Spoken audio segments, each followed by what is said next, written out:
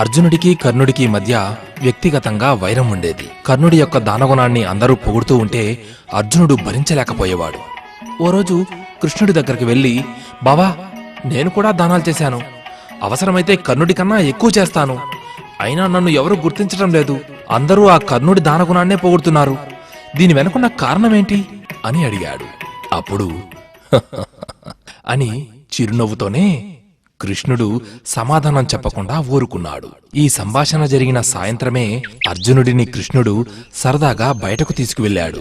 అక్కడ వారిద్దరికీ ఓ బంగారు కొండ కనిపించింది.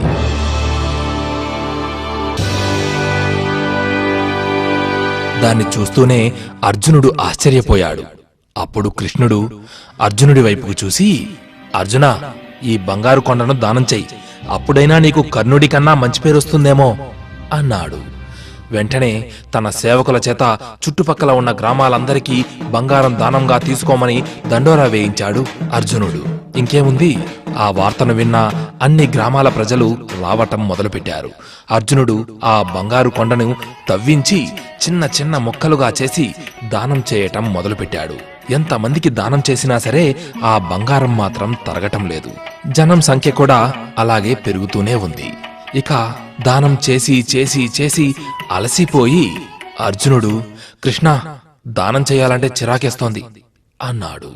కృష్ణుడు, నీకు దానం ఎలా చేయాలో చెబుతా ఉండు అని కర్ణుడిని పిలిపించాడు. కర్ణ, ఈ బంగారు కొండలు నాకు అర్జునుడికి కనిపించాయి. వాటిని నువ్వు ఎవరికైనా దానం చేస్తే బావుంటుంది అన్నాడు.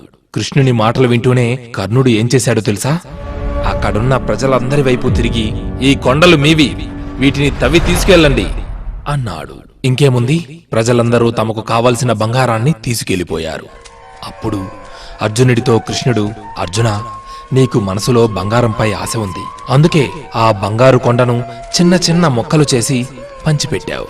కాని కర్ణుడికి దాని మీద ఆశ లేదు. అందుకే ప్రజలకి ఆ కొండంతా ఇచ్చేశాడు. దానం చేసేవారికి మనసులో ఎటువంటి ఆశ ఉండకూడదు.